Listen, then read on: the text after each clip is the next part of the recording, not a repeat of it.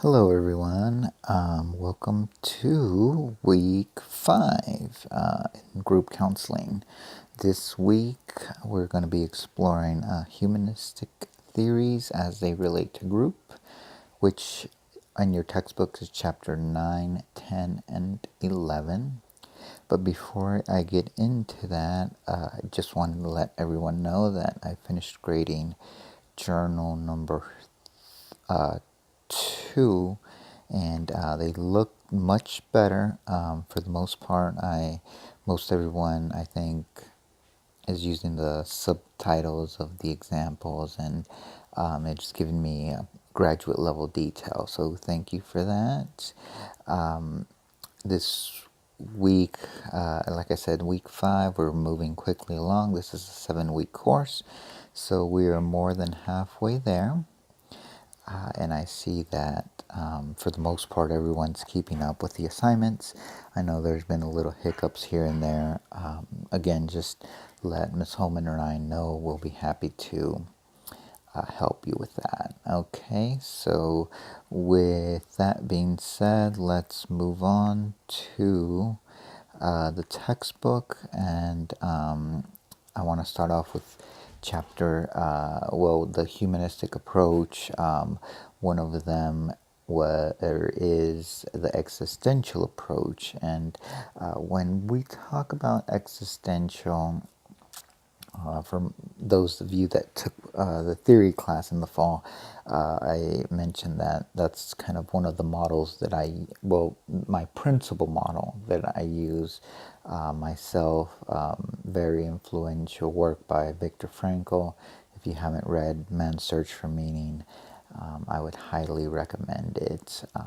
So when we talk about existential, we're talking about creating meaning. We're talking about the why. And this pertains to group really in a lot of ways, because a lot of times when you're working with individuals and with groups, they're struggling. So they're trying to do something different. And whenever you do something different, there's a risk to it. There's a risk of failure. There's a risk of not succeeding. There's a risk of trying and not going the way you want them or they want them to go. And part of the existential is to go not necessarily with just the techniques, but to go beyond that, to find more of an intrinsical purpose for their wanting to change. So, for example, if I'm working in a school setting, let's say a middle high school setting, and students in a group are coming to me due to behavior referrals.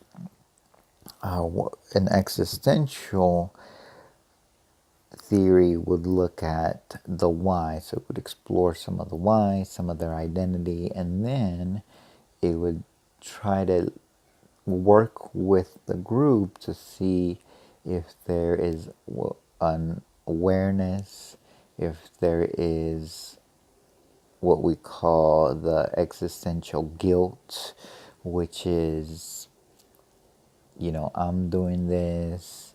What's my motivation? What's my anxiety? What's my isolation? What are the different factors that are contributing to this behavior? And once you explore that, you kind of get involved in what we call an existential vacuum. So you start seeing all the different factors that are contributing to concrete behaviors. And there's a term the book used. They mentioned existential neurosis, which means almost like an identity crisis, because part of their behavior is part of who they are, right? So when you have a student who's having a lot of discipline, behavior referrals, getting sent to the office, all this, that's part of their identity. Other students are seeing them as the bad kid, the kid that gets in trouble, the kid that acts out, that wants attention, all that. So part of the existential approach is to look at that and really explore that in a vacuum and to really talk about what is their authentic or authenticity. What does that look like? Are you really portraying yourself in an authentic way? Is if a student in a group setting is having, like I mentioned, the behavior issues, the referrals, is that authenticity something that they believe in? Is that their why? Because again, with existential, we're talking about freedom, the freedom to choose, the freedom to believe. Viktor Frankl mentioned something very important. If he mentioned that even in Auschwitz, this concentration camp that he had work, still many of the people that were in the camp still had the freedom to choose, freedom to how they were able to cope with what was going on. And again, that's part of the existential, is having that suffering, and suffering again is part of life, but giving it a meaning, giving it an existence, giving it a almost a pattern to say that yes, I've suffered, I've gone through trauma, I've gone through issues, I've gone through family conflict, and that meaning is making me more resilient than I've already been. So that's part of the existential, is self-awareness. And again, going back to the middle high school example, a lot of times they're having identity issues. It's almost like an artificial life that they want to portray, that they want other kids, other adults to see them in, but many times that's not their true self. So part of this intervention is the notion of, okay, you're doing this behavior so that you can get attention. To me, that's almost like you're feeling alone. There's a solitude to it. Part of your self-awareness is to figure out, okay, do I continue with this? Is this going to bring me happiness? Is this going to bring me meaning to my life? And if not, what changes, what steps do I need to take? And for a lot of middle high school students, it's a really good question for them, because a lot of them, I would say, especially in the middle school, a lot of them don't really know what steps to take. And part of this existential intervention, as in a group setting, is to help them explore that, help them feel like there's a path, like there's a way to move forward. And that's part of the facilitator's job, is to help them explore, help them see options, help them see that the town that they're in, the community that they're in, the world doesn't revolve around that community. There's bigger places, bigger towns, bigger cities. There's a lot to see, a lot to explore, a lot to learn. And part of that is that identity. So again, with logotherapy, with the existential movement, it's a lot of asking whys, a lot of self-awareness, a lot of reflection. I remember when I was at the alternative school, we would do a lot of processing, and many times there wasn't a lot of talking, because I wanted them to process and to think and to really look at what was working, what was not working, what they needed help with, what resistance, what was the risk of change, because there is a risk to change. Many kids had already formed an identity. Their identity was, I'm at the alternative school, I'm the bad kid, I'm this, I'm that. And if they wanted to do something different, what was the risk of that? And for many kids, the risk was too great for them at that time. So one of the things that we explored was, again, that anxiety, and is that really your authentic self? So to me, existential logotherapy is a great theoretical background to work, especially with middle, high school adults that are searching for that meaning. You know, that their roles that they're currently in isn't working. There's a lot of solitude, a lot of loneliness, and part of that is to see what values, what meaning they can come up from it.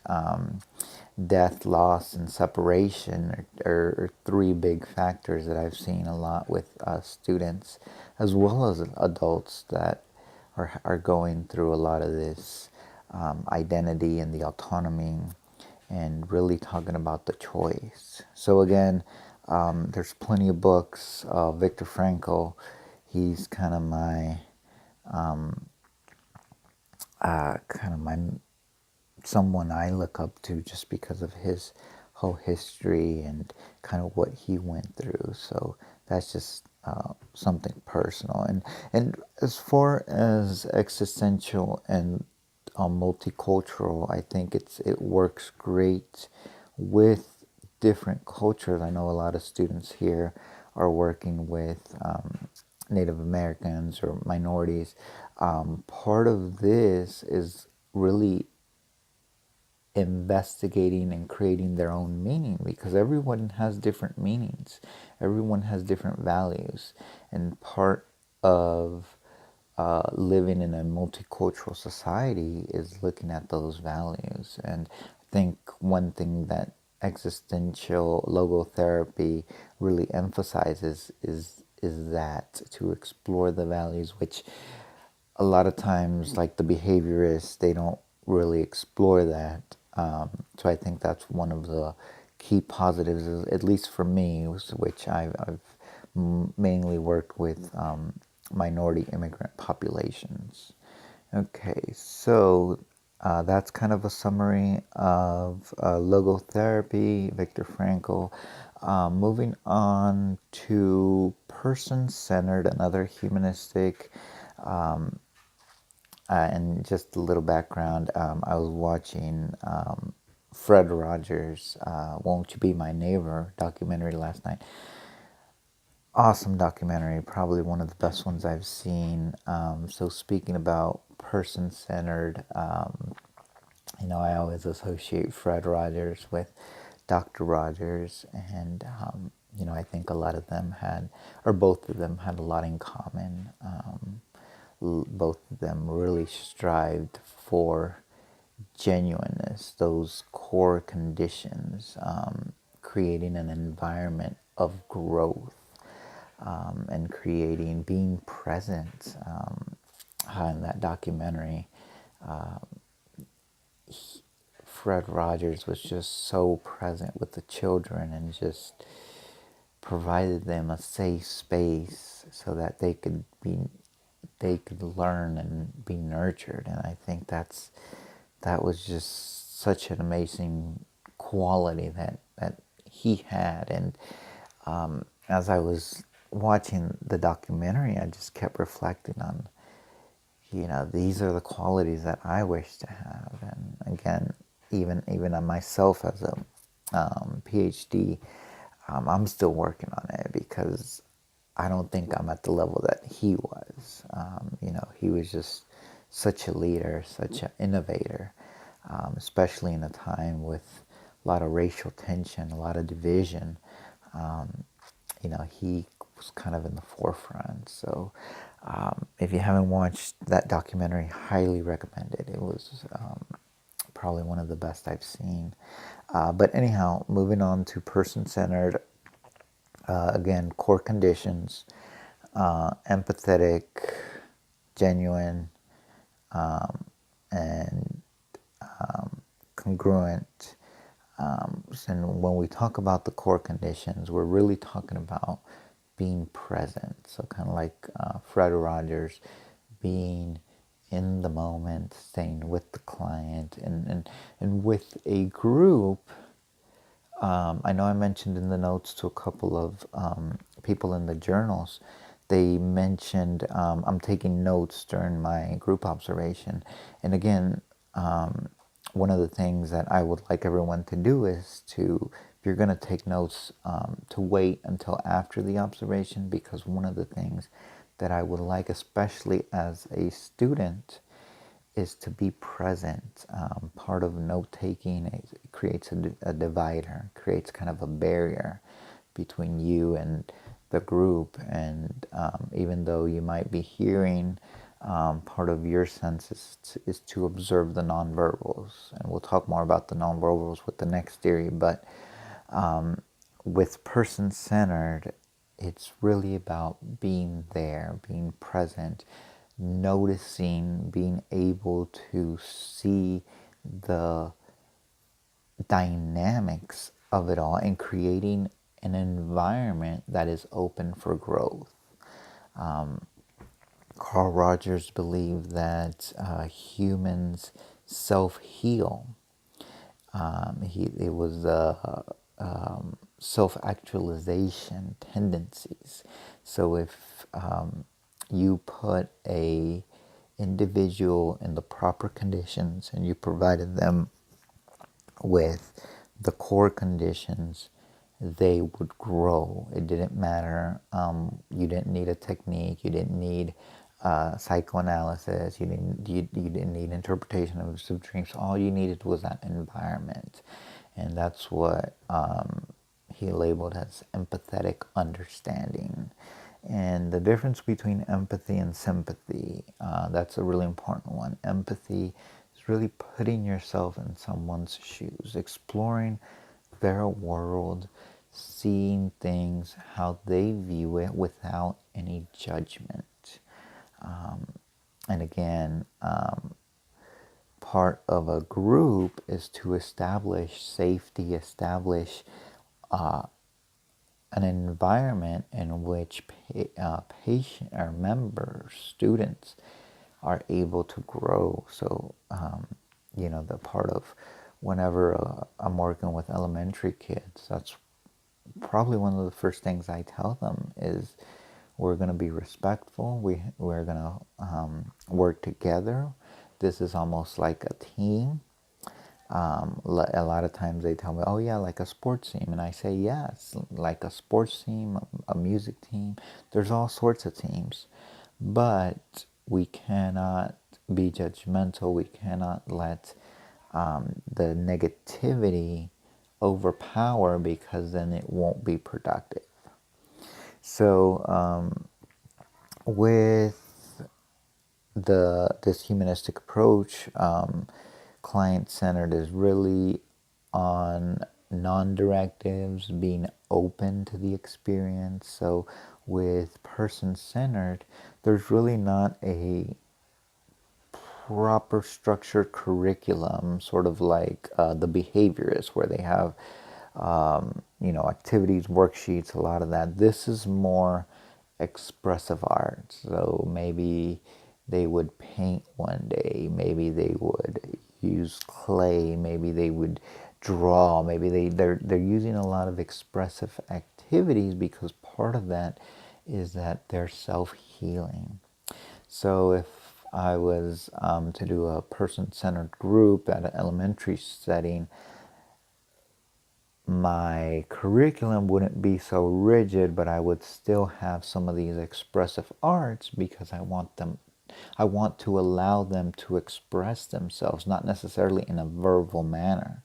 So it's a lot of non-verbal, non-directive, really open group that I would establish, and I would really emphasize the congruent, the empathetic, and the unconditional positive regard, because I want these students to grow and to heal themselves. And I'm not lecturing them, I'm not telling them what to do, what not to do. I'm providing the environment for them so that they can make their own decisions. So again, that presence, and Fred Rogers was just a master of that.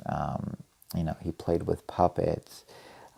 He did a lot of that dramatic play, and part of that is with his expression. Part of that was using the arts in order to express himself and to provide that understanding, which really to me was an outlet for him. And Carl Rogers, again, was the same way, very present. I'm not going to judge you, I'm not going to tell you what to do. I'm just going to sit here in the moment and I'm going to listen to your story, and we're just going to stay in the moment, because by listening, I believe that I'll provide you the power so that you'll be able to grow and to learn and to continue to develop. And that's kind of was the the main theory. And Carl Rogers was really all for peace. He talked about a lot of conflict resolutions, that we use now, techniques and things like that, were developed by him. In Texas, there's a certificate of conflict resolution, and a lot of that curriculum, when you look at that, you start to see a lot of these techniques, creating a non-stressful environment, looking at different patterns, trying to help other people understand each other, trying to build connections, trying to bridge gaps between two people who might seem at first very distant, very cold, very apart. You're trying to bridge that gap. So that's kind of the gist of a person-centered, again, powerful theory, which, I think was revolutionary, especially for the time. Finally, let me talk about Gestalt. This is Fritz Perls, and with his theory, this is talking a lot about the nonverbals. So if I'm moving my hand, one of the things Fritz Perls will say is, okay, I see that you're moving your hand. What would your hand say? So with this, we're talking a lot about awareness, and most of our communication is through the nonverbals. So Fritz Perls really emphasized that should be the focus for a counselor or a therapist, is to look at these ways that we're communicating and to really emphasize that. So if I'm shaking my hand, what would my hand say? What is my hand telling me? What, if you're having a group and you're having some members who are real active participating, and then I know in the journals a lot of several students have mentioned that they've noticed participants who were just kind of slouching, not paying attention. This theory would really put that in awareness. I see that you're slouching, that you're not making eye contact. Can you tell me about that? What's going on? Bring that into dialogue. And for a lot of patients, there is something that Pearl's called the continuum of awareness. And what that means is that we're not aware of a lot of things.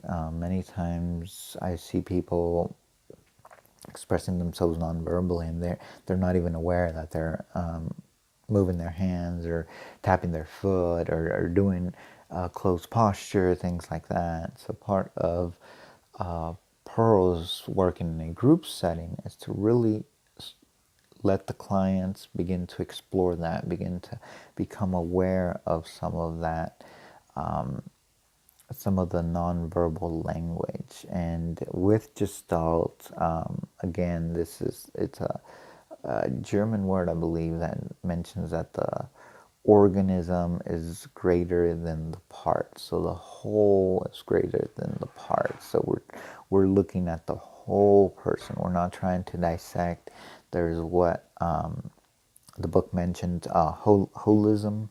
So we're trying to look at the whole person and to try to see all that is involved.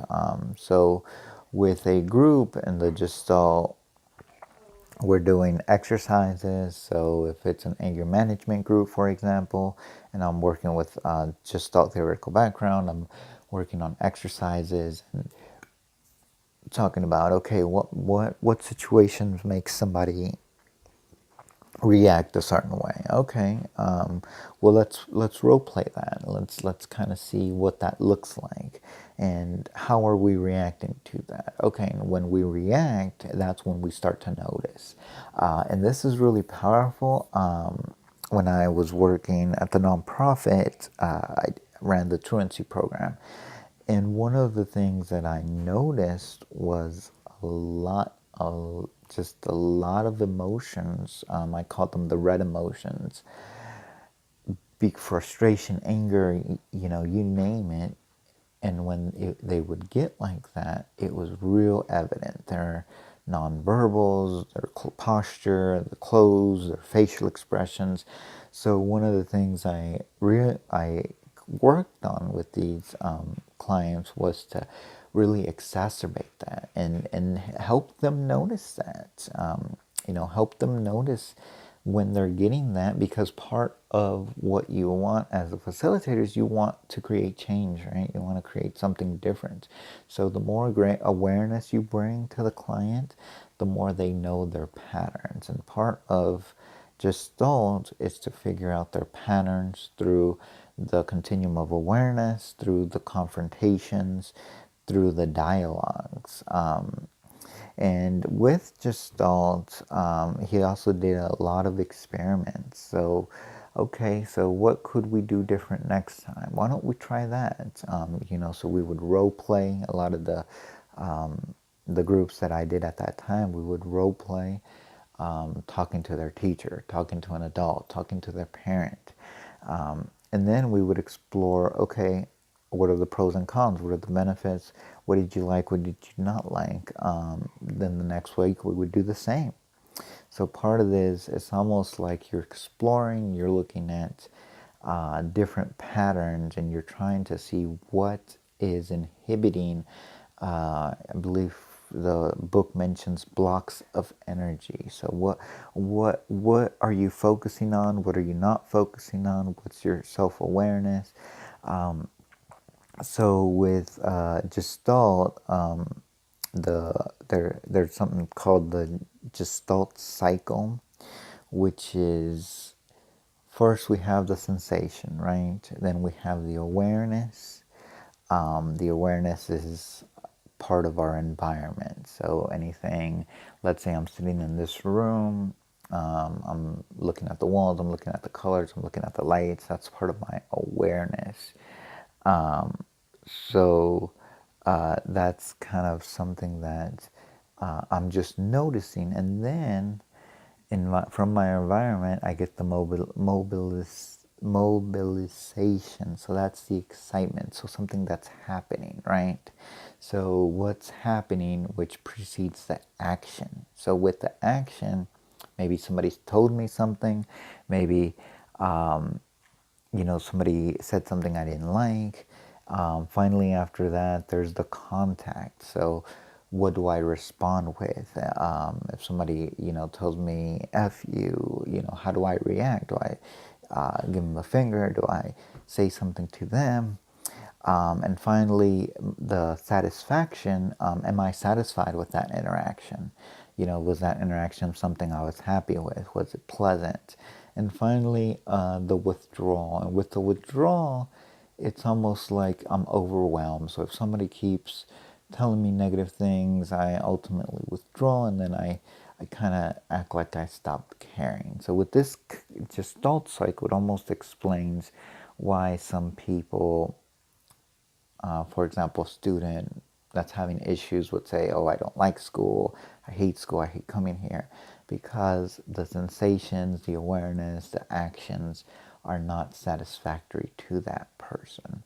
And that's, that's something that as a Gestalt ther- theoretical background, you would try to intervene. Because if somebody's telling you, oh, I don't like school, I don't like coming here, okay, well, is it just a general term, or what specifically is it something that you're working on that we can help you with that? What's something that we can experiment to help you with some of that? And a lot of times you'll find, especially with students, is maybe they have one bad interaction or one or two bad interactions, and that just ruined their whole day. So, 2-3 minutes of bad interactions, and then their whole time was ruined. And that's where you want to create that awareness, and you want to say things like, "Oh, okay, I see that these 2-3 interactions upset you. I see that you reacted in a negative way, but was that the whole day that happened?" So that's kind of part of that confrontation of doing, exploring, being kind of that dialogue with the individual, looking at the nonverbals and seeing that individual's nonverbal language and seeing him or her as a holistic person. So that's kind of a summary of person-centered technique. And again, there's a lot of what we call unfinished business. So it's a lot of experimenting, it's a lot of rehearsal, it's a lot of reflections, and there is going to be unfinished business. This it's not a linear growth pattern. There's going to be ups and downs, but that's kind of a summary of the Gestalt, Fritz Perls. The first one I talked about was existential, Viktor Frankl, and person-centered. So that'll do it for this week. Again, thank you for continuing to work hard, and that concludes this video.